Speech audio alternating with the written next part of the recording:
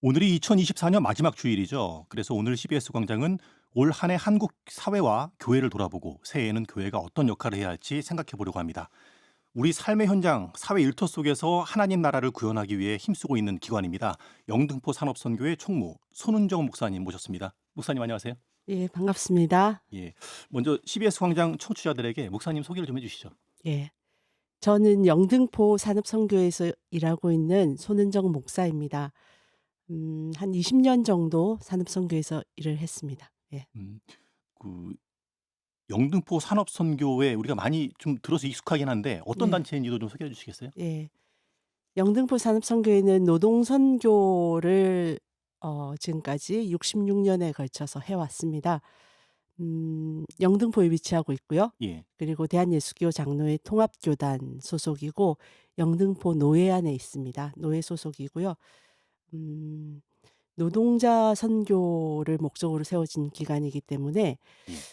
노동자들이 회원으로 많이 참여했고 66 년간 노동자들이 저희 선교회 안에서 복음을 익혔고 배우고 또 받아들였고 그 과정에서 무엇보다도 노동 인권의 전파자가 되었고요. 그리고 동시에 한국의 민주주의에 네. 선구적인 역할을 한 기관이기도 합니다. 예. 예. 60년 됐다고 했는데 이제 1958 년부터 네. 이제 활동을 맞습니다. 시작한 예. 기관이죠. 예. 어 노동자들에게 복음을 전하기 위해서 시작됐다고 하셨는데 그 예. 당시 배경이나 예. 노동 선교가 왜 필요했었는지에 대한 말씀도 좀 듣고 싶네요. 예. 어 1950년 53 년까지 한국 전쟁이 일어났고 그 이후에 산업화가 막 예. 급속하게 시작이 됐잖아요. 그래서 음 복음이 농촌을 주무대로 이루어지다가 산업화가 진행되면서 도시로 그 농촌 인구들이 대거 몰려들었고 유입됐죠. 예. 예. 그 과정에서 이렇게 그 도시 그 공장을 중심으로 몰려든 많은 수많은 그 청년들에게 복음이 전거되어야 된다. 이제 복음이 전파되어야 될 곳이 이 공장 일대다라고 예. 하는 그런 시대 인식이죠. 사회 현실에 대한 변화된 사회에 대한 인식하에 그 영등포가 그 당시 우리 한국 최대의 경공업 단지였습니다. 예. 그래서 첫 번째로 그 산업 전도가 이루어져야 될 곳이 바로 이 영등포 지역이다라고 해 가지고 영등포 산업 전도회가 세워진 거죠. 예. 네. 노동자에게 복음을 전하려고 했는데 음. 막상 복음을 전하려고 현실을 들여다보니 너무 네. 열악하고 예 인권이 맞습니다. 탄압받고 있는 뭐 이런 현실을 보면서 예. 그들의 목소리를 대변해 주는 활동을 많이 예. 펼쳤군요. 그렇죠. 예. 맞습니다. 그 복음을 전하는 건 기본적으로 영혼을 살리는 일인데 어 그렇게 해서 복음을 같이 알려주고 또 그 평신도들을 일꾼으로 세우는 과정에서 그 자주 만나고 그 당시 목회자들이 이야기를 듣고 하는 과정에서 보니까 그 노동자들이 겪는 공장에서의 현실이 너무나 열악하다는 거. 저임금은 말할 것도 없고 장시간 뭐 지금 뭐 꽃배기 노동 이런 말들이 사라졌지만 그 당시에는 꽃배기 노동 12 시간에 꽃배기로 하는 그러니까 24 시간 이어서 하는 그 노동들이 뭐 12 살부터 18살 기본적으로 그 어린 여성 노동자들이 그 환경에서 시달리고 있었고 그래서 그 인권 문제 노동자들의 삶의 환경을 바꾸는 것 일터를 바꾸는 것 그것은 어 비복음적인 환경을 개선하는 것이기 때문에 복음 전파의 큰 맥락 속에 있다라고 봤던 거죠. 예. 예. 한국 전쟁 후에 산업화 과정에서 네.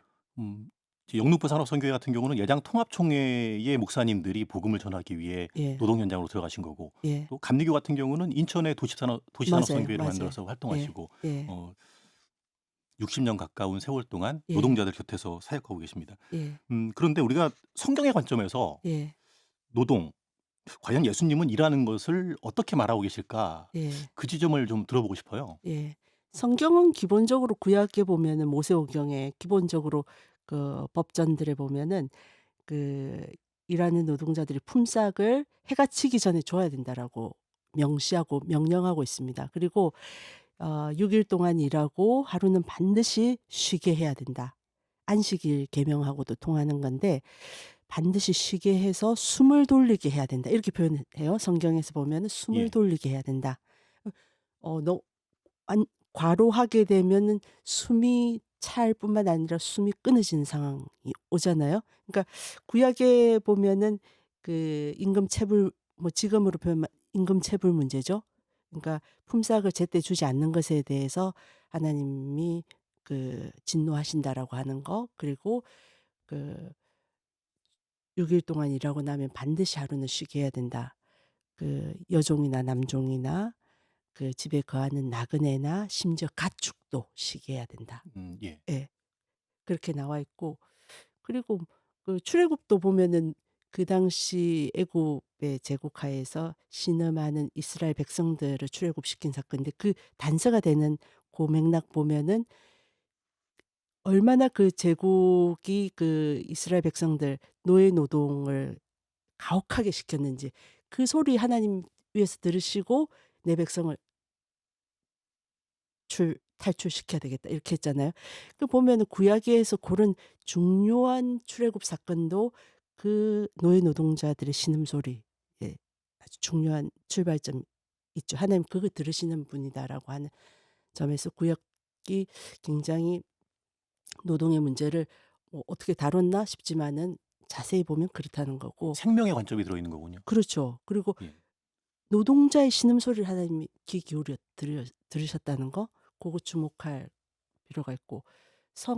신약 성서에서 예수님이 목수의 아들로 태어났다. 이거는 기업, 그 당시 뭐 지금으로 말하면 기업가의 아들이 아니라 노동자의 아들로 태어난 거잖아요. 네. 그럼 친노동, 하나님의 설정 자체가 친노동자적이다 이렇게 볼 수 있고, 예수님이 마태복음 20장 그 포도원 품꾼 비유에서 보면은 예수님은 그 노동자들의 문제에 대해서 그게 하나의 어떤 비유로 우리가 읽고 넘기는 경우들이 많은데, 그 포도원에서 일하는 노동자들 이야기에 보면은 예수님은 이상하게 그 일찍 온 노동자 아침 6시 뭐 9시, 12시, 3시, 5시 까지 요렇게 모으는데, 네. 제일 늦게 온 5시에 온, 그러니까 6시에 임금 이제 정산하는 시간인데 5시에 온 사람을 먼저 임금을 준단 말이죠. 이거 좀 반칙 같고 이상한데, 일찍 온 노동자 입장에서는 불쾌한, 그러니까 이해가 안 될 법한 더 많이 일인데. 받아야 될 것 같고 그러죠. 그렇죠. 예. 근데 동일한 한 데나리온, 오늘 계약을 그렇게 했거든요. 한 예. 데나리온이 그 당시 뭐 일당이었으니까. 예. 그걸 주는데 1시간 일한 사람한테도 한 데나리온, 그리고 뭐 서너 시간 일한 사람, 이렇게 제일 많이 아침부터 일찍 일하는 사람 다 동일하게 한 데나리온을 주는데, 이걸 러스킨이라고 하는 영국의 그 사역자는 이게 천국의 경제학이다. 생명의 경제학이다. 이렇게 이야기했는데, 예. 지금 우리 현실에서는 동일한 노동을 해도 비정규직들은 차별을 받는 게 현실인데, 굉장히 그러니까 성서의 이야기는 어떻게 보면 이해하기 어려운 면도 있지만은 사실은 굉장히 우리에게 발상의 전환을 요구하는 거죠. 이거는 어 '왜 그렇게 늦게 왔을까?' 아니면 '왜 그렇게 그 시장에서 빨리 선발이 되지 못했을까?'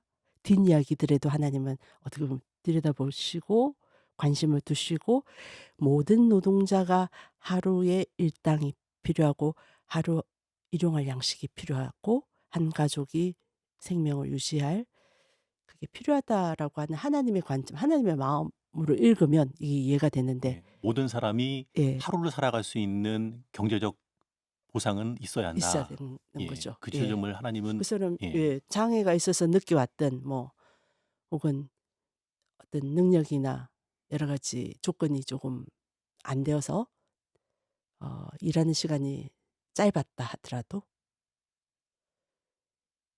모든 사람은 하나님의 자녀이고 같은 한 하루에 일용할 양식은 다 필요하다라고 하는 관점에서 보면은 이해가 무척 잘 될 수 있습니다. 예. 예. 그런 이해를 가지고 이제 또 네. 이야기를 좀 이어가 볼게요. 네. 오늘이 2024년 마지막 주일이에요. 네. 목사님은 올 한 해를 키워드로 정리한다면 어떻게 정리하십니까? 뭐 전국의 대학 교수님들이 예. 도량바로라고, 예, 그렇게 첫 번째로 꼽았고 뭐 그다음 후안무치를 뽑았던데 그렇죠. "권력이 제멋대로 날뛴다."라고 하는 그 뜻을 가진 도량 바로 어 적합한 것 같습니다. 지난 우리가 2년 반 넘게 이렇게 현 정부 하에서 정말 이 정부가 이 국가 이 국민 또 이 정치를 해 나가는 통치의 어떤 그 전체 과정을 볼 때 주술이나 정말 무속에 의존해서 중요한 결정들을 했다라고 하는 거는 참으로 심각하게 볼 수밖에 없고 어 제가 노동자 선교하는 기관의 사역자이기 때문에 더 그렇지만 노동자들에 대해서 노동조합에 대해서 너무나 가혹하게 다뤘어요. 뭐 예. 건설 노동자들을 폭력배로 몰아세웠고 그리고 뭐 기종 노조라고 했고 그리고 그래서 노동자들은 12월 3일 비상계엄령이 발표되고 정말 전국을 이렇게 공포 분위기로 몰아갔을 때 음 지금도 그래서 뭐 국민들이 너무 스트레스 받고 있는데 그 주간에 노동자들은 그런 이야기 하더라고요. "우리는 12월 3일 이날 비상계엄이 아니라 우리는 지금 계속 비상계엄 상태였다." 어. 예. 예. 그러니까 뭐 어 기억하시겠지만은 그 통고 노동자들 그 정말 0.3평 옥새 안에 자신을 가두고 어 어떻게 이제 이 "이렇게는 계속 살 수 없다."라고 하는 거를 외쳤고 지금도 그 구미의 옵티칼 노동자들 여성 2명이 지금 1 년째 올라가 있거든요 옥상에서. 2명이 9 미터 옥상에 예. 올라가서 어 정례고에 반대해서 그 고용승계 요구하는 투쟁하고 있고요. 그런 분들 입장에서 보면은 그리고 산재를 당해서 그 참혹하게 가족을 잃은 유족들 입장에서 보면 이게 비상계엄이 이미 노동자들한테는 이 일상적으로 진행이 되고 있었던 거예요. 그 정부가 뭘 하느냐 그리고 물론 교회가 뭘 했느냐 이런 걸 생각하면은 매우 부끄럽고 근데 어쨌든 올 한 해는 노량 바로 후안무치가 2 위던데 교수님들이 뽑은 게. 예. 예. 노동 현장의 안타까운 현실에 대해서 짧게 말씀해 주셨는데 네. 그중에서도 목사님 가장 기억에 남는 일, 사건이 있다면 어떤 게 있을까요? 저는 쿠팡 관련해 가지고 예. 이번 하반기에는 사실 많이 이 일에 관심을 가지고 기도하고 활동을 했습니다. 5월 28일 날 TV 화면에 "개처럼 뛰고 있긴 해요."라고 하는 그 자막을 봤거든요. 그래서 예. 그 5월 28일 날 숨진 정슬기 쿠팡 노동자 사건인데 제가 8월 달에 그 아버지를 만나게 됐어요. 그 정슬기 그 노동자 예. 사망하신 노동자의 아버지 만났는데 이분이 장로님이시고 그리고 방글라데시 선교사로서 10 년간 일하신 분인데 아들이 이렇게 사망하고 나서 들어와서 지금 수습을 하고 있는 과정이었어요. 음 이미 그 아버지를 만났을 때 이 아버지는 문제의식을 이 장로님은 그냥 하나님 주신 어떤 정말 받아들이기 힘들지만 내게 닥쳐온 어떤 그런 시험이다 혹은 뭐 받아들여야 되는 어떤 것이다 이렇게 넘기지 않고 어 이 일이 왜 일어났는지 그리고 자기 아들이 분명히 개인 사업자였는데 왜 그 자회사에 지시가 있었는지 이런 문제들 그리고 그 정말 과로사가 분명한데 그때만 해도 과로사로 판정이 안 나던 시점이었거든요. 그래서 장로님이 "내가 어 쿠팡 본사 앞에 가서 1인 시위라도 하고 금식 기도라도 하겠다."라고 말씀을 하시더라고요. 그래서 제가 그때 장로님 이야기를 듣고 '아 이거는 산업선교회가 같이 해야 될 일이다.' 네. 그리고 음 이 장로님과 이 정슬기 씨가 우리 통합교단의 수원성교회 말하자면 출석하고 있는 오랫동안 거기서 신앙생활을 해 오신 분들이에요. 그래서 아 제가 산업선교회가 통합교단에 속해 있고 그리고 어 이거는 우리 한국 교회 성도의 문제이고 그리고 일하는 많은 노동자들이 이런 식으로 그 과로사하고 산재를 계속 당하고 있는 현실에 대해서 생명, 생명 외치는 교회가 이 문제에 대해서 침묵할 수 없다라는 생각을 했습니다. 예. 그래서 저는 쿠팡 대책위를 꾸렸어요. 예. 9월 달에. 예. 9월 4 일에. 예. 목사님과 같은 그런 마음을 가지신 분들이 모여서 음. 기독교가 대책위를 음. 꾸리고 적극적으로 네. 이 정슬기 씨의 안타까운 사망 사건의 진상도 밝히고 또 예. 대책도 마련하기 위해서 활동해 왔는데 예. 어 이후에 좀 변화가 있습니까? 어떻습니까, 상황이? 예. 있습니다. 저기 9월 4일 저희가 그때 삼성교에서 모였을 때 한 20개 교회하고 기관들이 같이 모였는데요. 예. 그때가 정슬기 씨 사망 100 일이었거든요. 저희가 꼭 그걸 기해서 만난 건 아니었는데 그때부터 저희가 그 1 인시 아버지 장로님 말씀하신 대로 1 인시를 매일 했고 그다음에 같이 그 추모 기도회를 열었고요.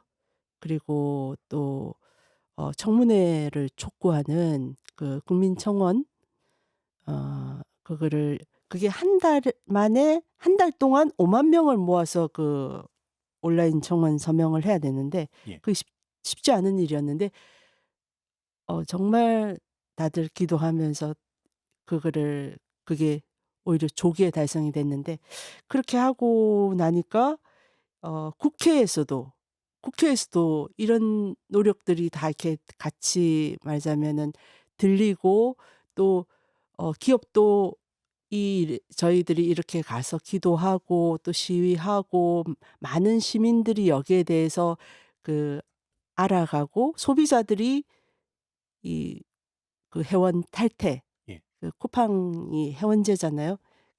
그 회원 탈퇴를 하고 하는 과정에서 지금 이제 그 가장 문제가 됐던 것들 중에 하나가 그 클렌징 제도거든요. 클렌징 제도요? 예. 어떤 거죠? 클렌징 하면 무슨 예. 화장해서 이렇게 얼굴 지우는 게 클렌징이라고 우리가 흔히 아는데 클렌징은 그 쿠팡의 배달 노동자들의 그 구역을 지우는 거예요.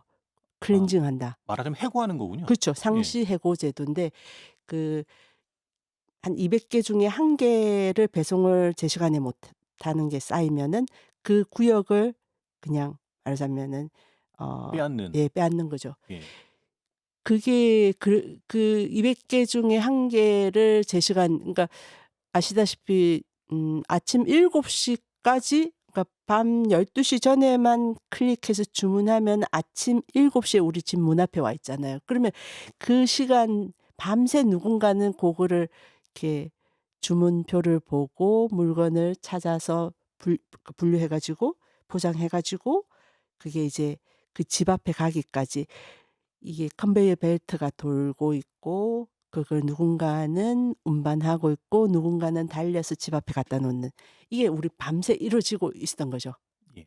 이 이거를 우리는 아침에 받을 때 기쁘게 받고 '아 이렇게 빨리 오니까 이건 혁신이야. 이건 정말 놀라운 기술력이야.' 생각하지만은 그 밤새 7 시간 동안 노동자들은 정말 기계처럼 돌고 있는 거죠. 그렇게 하다 보니까 과로사가 일어나지 않을 수가 없고 그래서 사실 산업재해율이 지금 0.6% 전체가 그런데 이 쿠팡이 5%에서 6% 된다고 하거든요. 10 예. 배가 예 전체 산업재해율에서 쿠팡이 10 배가 된다고요.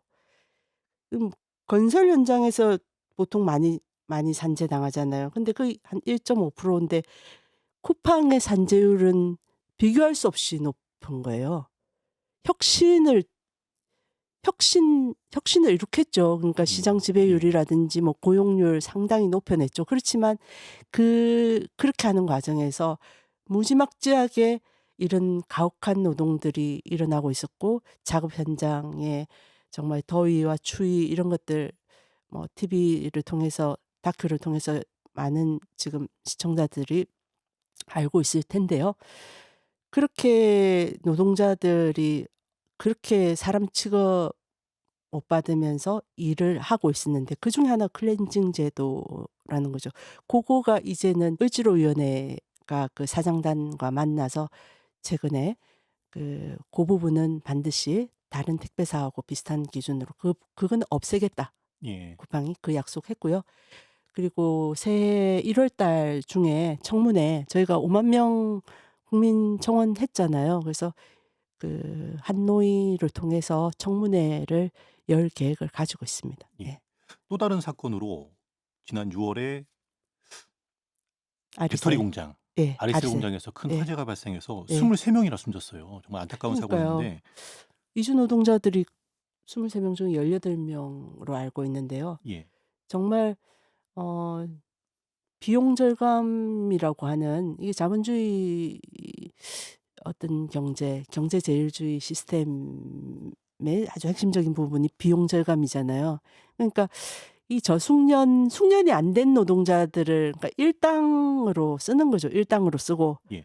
그리고 이주 노동자들 그게 불법 파견 업체에서 이렇게 와서 일한 노동자들인데 그렇게 하면서 안전에 대한 어떤 기술적인 장치 없이 그냥 노동력에 의존해 가지고 그 배터리를 아주 한꺼번에 많이 만들려고 하다 보니까 이런 화재 사고가 일어날 수밖에 없었던 거죠. 그러니까 구조적인 거죠. 그냥 이게 산재가 그냥 어떤 그냥 우연히 닥쳐온 불행이 아니라 산재는 가만히 다 이렇게 살펴보면은 이미 구조적으로 그렇게 일어날 수밖에 없는 이 비용 절감 때문에 안전 장치나 안전 교육이나 뭐 이런 시스템 정비가 안 된 상태에서 막 싼 값에 돌리기 때문에 일어나는 경우가 허다하다라고 볼 수 있습니다. 그래서 아르셀 지금 6 개월 지났는데 뭐 대표는 구속 기소되어 있지만은 이 아리셀의 모 회사인 에스코넥이 협상에 나와야 되는데 지금 뭐 어 나오지 않고 있고요. 그게 지금 문제고 그래서 지금 계속 매주 집회를 하면서 이 진상 규명을 요구한 유가족들이 지난주에 일단 길거리 집회를 일단 조금 마무리하면서 민형사상 법률 소송 투쟁으로 앞으로 진행할 계획이다라고 지금 밝혔습니다. 네. 그런데 이 안타까운 사고였고 희생자가 많았는데 네. 교회 안에서는 좀 차별적인 발언들도 나오고 해서 네. 좀 논란도 됐었던 걸로 기억이 돼요. 네. 어 교회가 외국인 노동자를 바라보는 시선 네. 좀 생각해 봐야 되지 않을까 싶은데요. 그쵸. 교회가 사실 외국인 노동자를 실제 산업 현장에서도 보면은 외국인 노동자들이 여기 와서 너무 흔하게 욕을 많이 듣는다고 하잖아요. 무슨 이렇게 상스러운 욕이 그냥 어 일상적인 어떤 언어인 줄 알았는데 그런 게 다 욕이었다라고 하는 그런 노동자들이 이야기하고 있고 그리고 정말 이주 노동자들이 포천의 사례가 많이 이제 조금 알려졌다 싶은데 예. 포천의 비닐하우스에서 이렇게 우리가 먹는 뭐 상추, 깻잎 이런 거 재배하는 분들이 지금 다 이주 노동자들이 그 일하고 있잖아요. 예. 사실 3디 업종의 이주 노동자들이 다 이렇게 그 일을 물론 돈을 벌러 와서 하고 있는 거지만 어떻게 보면 하기 싫어하는 그 일을 싼 임금으로 이주 노동자들이 해 주고 있는데 그러면은 우리 입장에서는 그거를 뭐 감사해야 되는 게 첫 번째가 아닐까. 당연히 이주 노동자들에 대해서 감사해야 되고 근데 이주 노동자들에 대해서 우습게 여기고 욕을 하고 그리고 심지어 뭐 "우리 일자리를 내국인의 일자리를 말하자면 뺏어간다." 이런 이야기까지 하고 있는데 음 교회는 정말 제가 선교학 시간에 대학원 다닐 때 선교학 시간에 서정훈 교수님께서 그러셨는데 이주 노동자들에 대해서 어 어떻게 대해야 되느냐 그런 말씀하시면서 어떻게 선교해야 되느냐 하면서 우리도 한때 우리도 일본의 그 식민지 백성이었다라고 하는 거 그런 거 잘 기억하고 있어야 된다. 그래서 우리가 한때 그런 그 말하자면은 어려움 어려움을 겪고 말하자면은 그 애통한 시절이 있었던 것 그래서 이주 노동자들에 대해서 우리가 식민지 백성으로서 느꼈던 그 서름을 이주 노동자들이 그 서름을 겪고 있다라는 것을 그 맥락 속에서 이해하면서 만나야 되고 복음을 전해야 된다. 이렇게 말씀하셨거든요. 예. 그게 맞다고 생각하고 모든 인간은 보편적인 하나님의 백성이고 보편적인 인권의 향유 인권으로서 지지받고 보호되어야 된다라고 생각하기 때문에 이주 노동자들에 대한 주거권이라든지 이주 노동자들에 대한 어떤 보험 적용이라든지 이런 문제들 시급히 해결해야 된다라고 생각하고 있습니다. 예. 예. 근래 들어서 해외 선교에 열심히 던 한국 교회가 음. 선교 전략을 이제 논의하는 과정에서 국내 이주민들에 대한 선교 사역을 더 강화해야 된다. 음. 이런 논의들이 활발하던데 음. 이주 노동자에 대한 어떤 인권 문제도 함께 좀 더불어서 교회가 생각해 보는 노력이 필요할 것 같네요. 예. 그렇죠. 예. 예. 맞습니다. 영등포 산업선교회는 이제 이 노동자들 곁에서 여러 지원 활동들도 펼치지만 음. 노숙인, 예. 주거 취약계층을 위해서도 다양한 지원 활동 펼치고 있죠? 예. 저희가 노동자 선교하다 보니까 1997년 IMF 터졌을 때 그때 대량 해고 구조조정이 되면서 대량 해고가 일어났잖아요 그때. 예. 그때 그래서 실직하면서 가정도 깨어지고 그리고 길거리로 쏟아진 노동자들 그들이 이제 노숙인이었습니다. 그래서 저희가 노숙인 선교 사업을 우리가 실직 노동자 관점에서 해야 된다.'라고 해 가지고 노숙인 사업하고 있는데 지금 벌써 28년 정도 됐죠. 그래서 지금 저희가 영등포 저희 선교회에서 한 걸어서 10분 거리에 있습니다. 그래서 이번 주에도 방문한 교회들이 있어 가지고 같이 한번 다시 그 시설에 갔는데 지난주 12월 19일 날 저희가 지역 교회들하고 같이 예배를 지금 4 년째 같이 드리고 있는데 우리 거기 시설 이용하시는 선생님 이제 저희가 선생님이라고 불러요. 예. 그 노숙하시는 우리 형제들한테 그 예배가 아주 좀 좋았습니다. 이렇게 이야기하더라고요. 그래서 예. 그 이야기 조금 더 할까요? 예예. 예. 그래서 제가 "어 그 예배가 좋으셨어요?" 했더니 "예 좋았습니다." 해서 "뭐가 좋았어요?" 했더니 "아 그날 설교가 좋았고요. 그리고 그때 임명진 목사님도 오셔서 그 축도하셨는데 임 목사님도 좋았다는 거예요. 그래서 "아 그러셨어요?" 그랬더니 에 "그날 설교 기억나세요? 제목이 뭐였어요?" 이렇게 그때 제가 인도를 했기 때문에 예. 에 "제목이 뭐였어요?" 했더니 그 이승구 목사님 영은교회 목사님께서 설교하셨는데 별것 아닌 것 같아도 별것 아닌 것 같아도라는 제목이었거든요. 그 바울이 쓴 디모데후서 말씀이었는데 그 자기가 옥에 갇힌 것을 부끄러워하지 않고 찾아와 주고 용기를 갖게 해준 그 성도들에 대한 어떤 감사의 편지였는데 이렇게 뭐 1 년에 한 번 성탄 예배에 같이 지역 교회와 우리 그 시설에 계시는 분들이 예배드리는 게 좀 낯설고 불편하고 '이거 약간 형식적인 거 아니야?' 이런 생각이 들어서 사실 저도 하면서도 쪼금 그랬는데 네.